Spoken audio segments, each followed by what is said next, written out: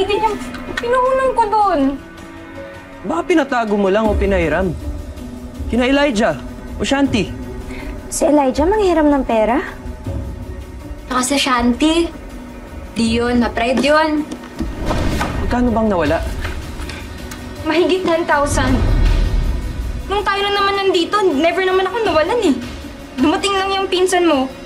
Bigla na akong nanakawan. Livy, huwag kang manghusga. Sino ba kasi nangangailangan ng malaking pera?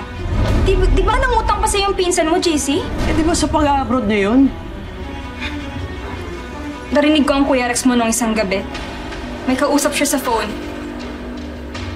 Pinag-uusapan nila yung tungkol sa pera at kailangan niyang bumawi. At may pagkukunan siya. Eh paano pala ko yung tinutukoy niyang pagkukunan? Eh tayo pala. JC, sorry pero simula kasi nung tumungtong yan sa bahay si kuya mo, medyo iba na talaga yung kutob ko eh. Sure ka ba? Baka mamaya may hindi talaga sinasabi sa yung Kuya Rex mo. Huwag niyo husgahan pinsan ko. Kilala ko siya, kayo hindi. Wala kayong karapatang siraan siya. Nung bata ako, kahit tinatawag ang ampon ng mga bata, andyan siya para sa akin.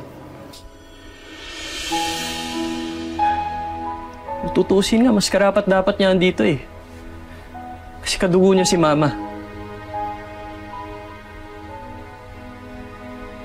Kaya hindi niya kailangan nakaw.